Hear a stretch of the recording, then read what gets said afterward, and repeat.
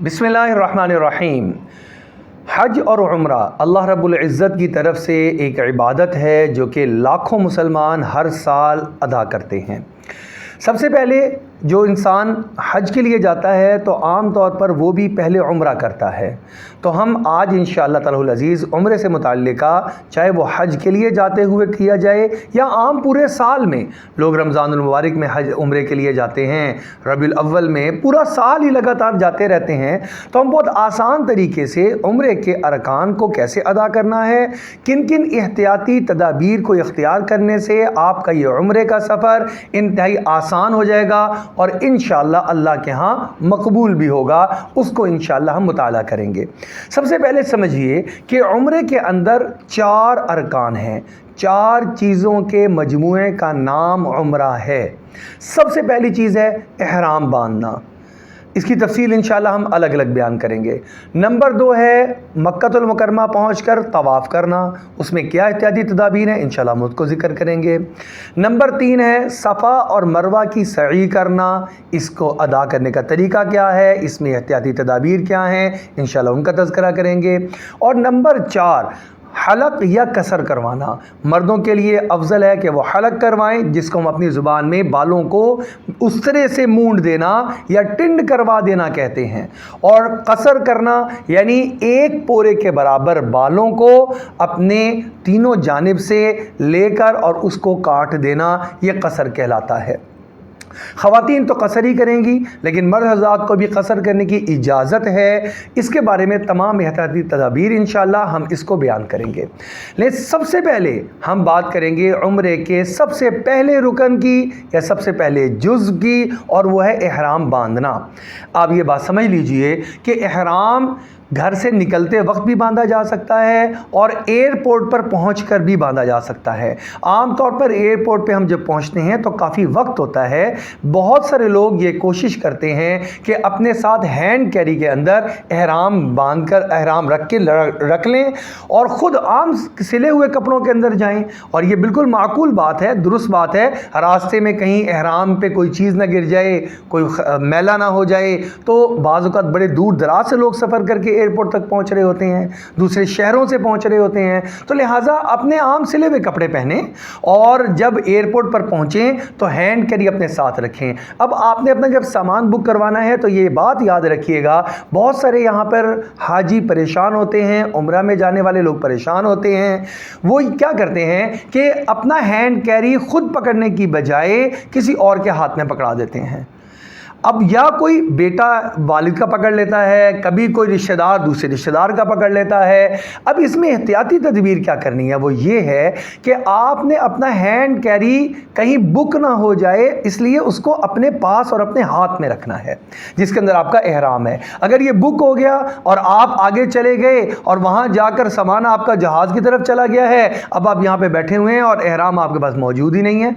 लिहाजा सबसे पहली चीज़ हैंड कैरी अपने पास रखें और बकाया सामान अपना वहाँ पे बुक करवा दें। अब आप वो तमाम तर मराहिल से गुजरते हुए, बोर्डिंग से गुजरते हुए आप उस हॉल में आ जाएंगे जहाँ पर आप इंतज़ार कर रहे हैं अपनी फ़्लाइट का।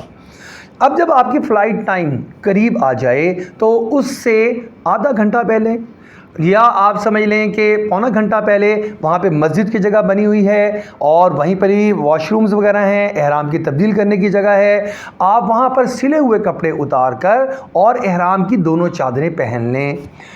और ये बात याद रखें, खाली ये जो कपड़े हैं एहराम के, इनके बांध लेने का नाम एहराम नहीं है, बल्कि इनके साथ 3 चीज़ें और भी हैं।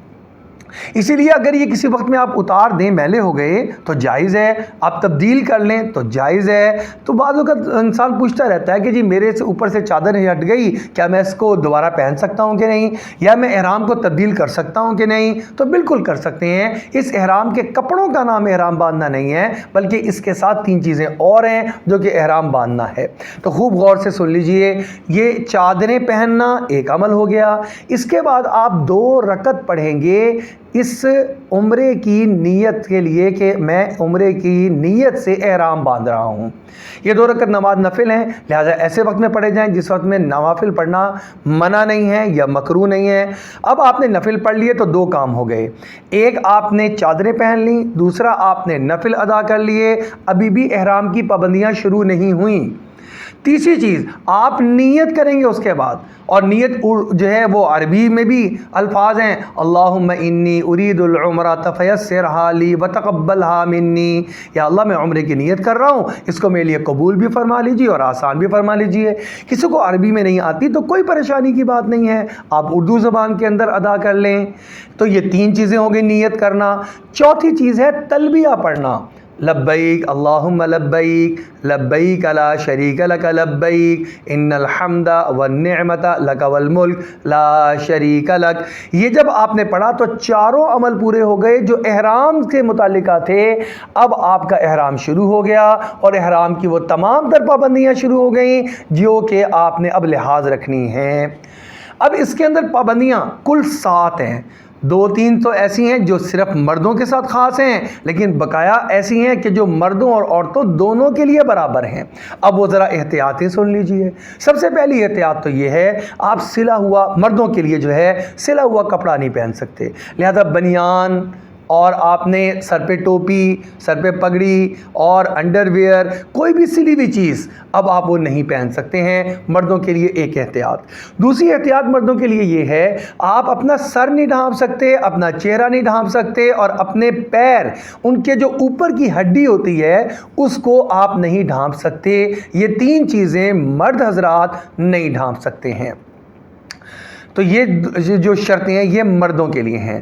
اور کچھ شرائط ایسی ہیں جو کہ مرد اور عورتوں دونوں کے لیے برابر ہیں. مثلا خوشبو نہیں لگا سکتے نہ مرد اور نہ عورتیں. آپ جو ہے بال نہیں کاٹ سکتے، سر کے بال، داڑھی کے بال، جسم کے بال نہ عورت کاٹ سکتی ہے نہ مرد کاٹ سکتا ہے. خوشبو کے اندر آپ نہ خوشبو والا صابن استعمال کر سکتے ہیں، نہ خوشبو لگا ہوا ٹیشو استعمال کر سکتے ہیں. اور اس سے اگلی آپ کی کیا پابندی ہے کہ ناخن نہیں کاٹ سکتے، نہ مرد کاٹ سکتے ہیں نہ عورتیں کاٹ سکتی ہیں، لہذا ناخن آپ نہیں کاٹیں گے. ازدواجی تعلقات قائم نہیں کر سکتے، ازدواجی گفتگو بھی نہیں آپ کر سکتے، آپ اس سے بھی اپنے آپ کو بچائیں گے. لہذا مرد ہیں یا عورت ہیں، آپ یہ ازدواجی تعلقات اور اس چیز کو نہیں کر سکتے. اور 7ویں پابندی ہے، آپ شکار نہیں کر سکتے. تو 2 پابندیاں ایسی ہیں جو کہ صرف مردوں کے ساتھ خاص ہیں، اور 5 ایسی ہیں جو عورت اور مرد دونوں کے ساتھ خاص ہیں. ان کا آپ نے پابندی رکھتے ہوئے اور احتیاط رکھتے ہوئے جانا ہے. آپ کا احرام کا عمل مکمل ہو چکا ہے.